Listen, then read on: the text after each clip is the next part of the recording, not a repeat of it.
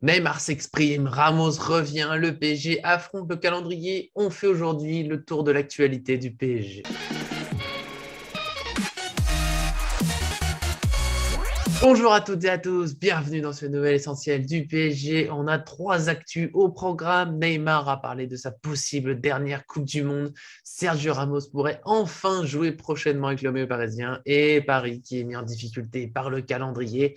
Avant de se lancer pleinement, comme d'habitude, je vous invite à mettre un j'aime sur la vidéo pour nous soutenir, c'est important. Et puis bien sûr, donnez votre avis en plus de la vidéo. Ça fait toujours plaisir de pouvoir échanger avec vous, quel que soit le sujet, quel que soit l'avis. Nous, voilà, on est là pour la discussion, ça fait plaisir. Et c'est parti.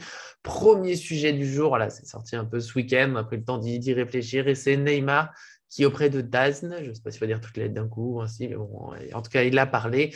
Et il a parlé justement de sa dernière Coupe du Monde, possiblement celle de 2022, qui se jouera au Qatar. Il a expliqué, je le cite, je pense que ce sera ma dernière Coupe du Monde. Je ne sais pas si j'ai encore assez de force d'esprit pour continuer à jouer au football. Je ferai tout ce que je peux pour que nous gagnions en 2022. C'est mon rêve le plus cher depuis que je suis enfant de mener mon pays à la victoire. J'espère y arriver. Alors, c'est une déclaration forte quand même, parce qu'il parle d'une dernière Coupe du Monde, alors qu'il pourrait en avoir au moins une autre dans sa carrière, celle de 2026, il aura 34 ans, c'est envisageable. Mais voilà, certains ont pensé déjà un peu à une annonce presque de fin de carrière. C'est vrai qu'il parle un peu de. On sent une certaine fatigue face au football, peut-être face à la pression.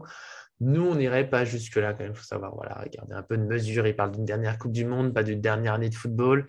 Il y a eu depuis déjà son entourage qui aurait dit à certains médias qu'il ne faut pas s'inquiéter, son contrat avec le PSG, il ne va pas long comme ça. Il est dit jusqu'en 2025, avec une option jusqu'en 2026. Donc l'idée n'est pas de s'arrêter l'année prochaine ou en 2023 de jouer au football, simplement peut-être voilà, plus envie de se forcer de fixer comme objectif la prochaine Coupe du Monde absolument. C'est que, voilà, comme je l'ai dit, il aura 34 ans au moment de celle de 2026. Ça fait un peu loin. On sait que c'est pas, là, sans exagérer dans les critiques payées de temps en temps, c'est quand même pas le joueur le plus professionnel actuellement qui soit. Il n'a peut-être pas envie de se donner à fond jusqu'à ses 34 ans. Peut-être qu'il a envie d'avoir au moins la possibilité de se relâcher un peu à un moment. Certains seront pour, certains seront contre. Voilà, on aime tous les grands champions qui donnent tout jusqu'au maximum, jusqu'à 40 ans, peut-être plus. Pourquoi pas s'ils sont capables. Mais voilà, il faut aussi voir que Neymar peut-être envie d'autres choses dans sa vie. Il a parlé aussi du fait de l'envie de passer du temps avec sa famille, avec son fils, de faire certaines choses qu'il ne peut pas faire au quotidien. Il faut bien voir que la vie de footballeur, c'est quand même pas toujours facile, même si ça peut faire rêver beaucoup d'entre nous. Il y a beaucoup de pression, et notamment pour Neymar, qui joue avec Paris, qui joue avec le Brésil. Il est toujours extrêmement attendu, chaque fait et geste en plus, en dehors des matchs aussi, est scruté, souvent critiqué. Hein, là, je n'ai pas trop envie d'en parler, mais ça a été une photo prise avec un fan, un jeune enfant qui vient le voir prendre une photo. Neymar a enlevé son masque et au Brésil, c'est une nouvelle polémique. On peut comprendre que ce soit une vie un peu fatigante. En tout cas, je le redis, hein, je ne vois pas ici là une fin de carrière forcément, ou un manque de motivation avec le PSG. Peut-être aussi qu'il est un peu lassé. Les derniers mois étaient compliqués pour lui. On sort d'une année très difficile pour tout le monde, dont les joueurs. Hein, beaucoup d'enchaînements, beaucoup de critiques pour Neymar. Et voilà, peut-être que là, c'est une période un peu plus compliquée. Il rentre dans sa saison, on verra. On sait aussi que sa vie là, ça peut changer. Si ça se passe bien dans les prochains mois, prochaines années, il peut aussi y avoir cette envie d'aller jusqu'à la Coupe du Monde 2026. Mais pour le moment, il l'annonce. Un peu de fatigue, on verra comment ça se passe ensuite. On espère en tout cas le revoir en forme avec le PSG. Je le redis, il fait des efforts défensifs. Il manque un peu de créativité, mais quand même, il y a des occasions et surtout une efficacité qui le fuit. Alors peut-être que si ça joue dans sa confiance, un but pourrait peut-être tout changer, un but dans le jeu, un joli but, un but Neymaresque, on a envie de dire.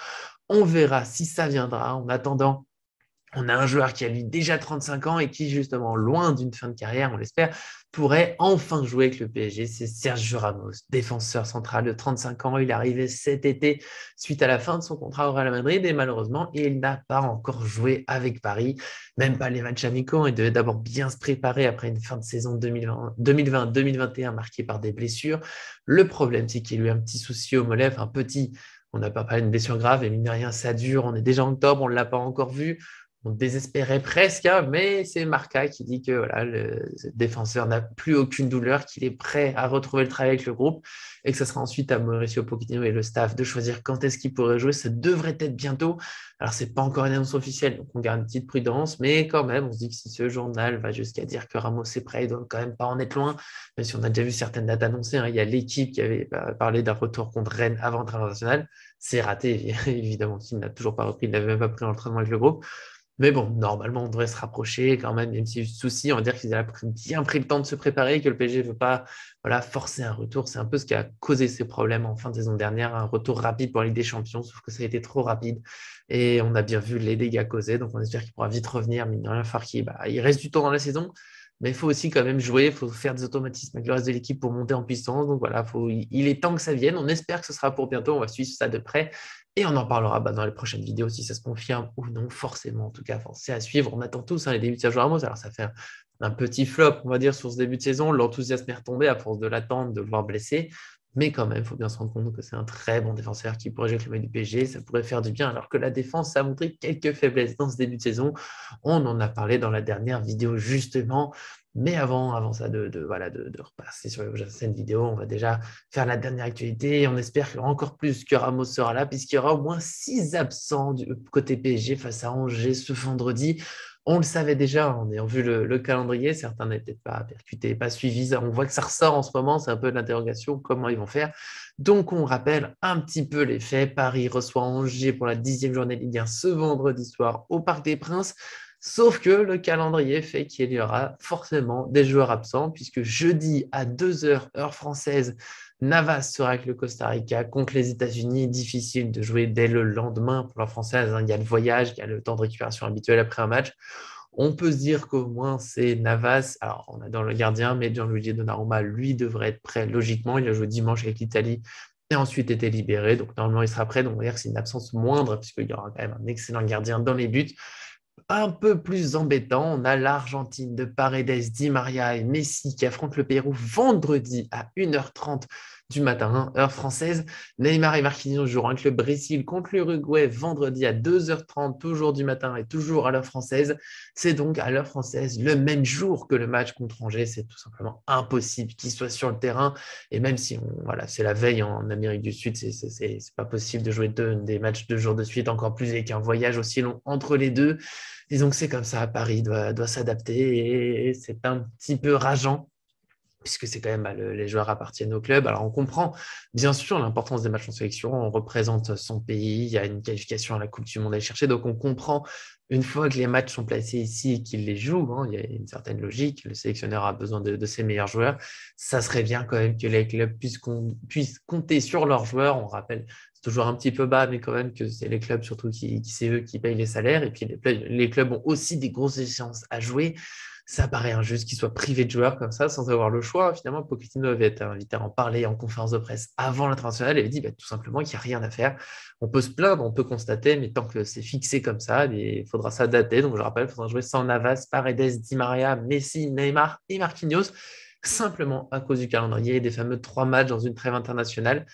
C'est un gros problème. Alors, il a fallu rattraper du temps à cause du Covid, certes, mais il y avait peut-être d'autres solutions, d'autres possibilités, placer les matchs autre part, autrement en tout cas, pour éviter que les clubs soient pénalisés ainsi. On espère à un moment que toute organisation reviendra à quelque chose d'un peu plus raisonnable et sage pour les joueurs, parce qu'on garde de l'embêtement pour les clubs, il y a des risques de blessures pour ces joueurs qui enchaînent beaucoup de matchs, beaucoup de voyages.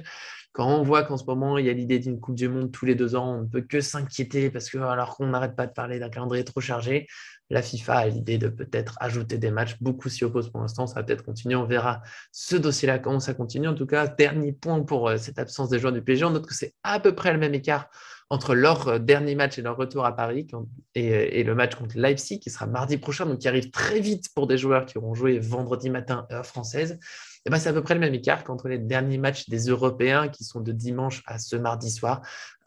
L'écart entre donc ces matchs-là et la reprise qui aura lieu ce vendredi. On peut encore une fois se poser des questions. C'est-à-dire qu'on considère que pendant vendredi que certains joueurs sont peut-être un petit peu en méforme parce qu'ils n'ont pas eu beaucoup de temps. Et bien, les Sud-Américains, ils repartiront donc vendredi heure française, ils arriveront vendredi soir, s'entraîneront peut-être le samedi, ça risque d'être de la récupération. Il y aura dimanche. Voilà, donc en gros, Pochettino aura peut-être 2 jours avec tout son groupe pour préparer le match contre Leipzig, un match de Ligue des Champions. Encore une fois, un gros problème de calendrier. On espère que des vraies solutions arriveront. En tout cas, nous, on ne peut rien y faire malheureusement. Pour l'instant, on ne peut que en parler, analyser, se poser des questions, espérer du changement. Et nous, on se retrouvera prochainement dans une nouvelle vidéo, certainement peut-être de ce type, un peu actualité ou des débats. On verra. Dites-nous si ça vous plaît un peu ces points actualité, on va dire entre guillemets tout seul. Alors, on fait beaucoup de débriefs de matchs à plusieurs ou autres, mais voilà, c'est le petit tour de l'actualité pour ceux qui n'ont pas pu suivre, pour avoir une petite idée en plus. En tout cas, abonnez-vous, activez la cloche pour ne rien manquer. Nous, ça nous fait toujours plaisir de continuer tout ça avec vous. Merci à tous de nous suivre et à très bientôt sur cette chaîne.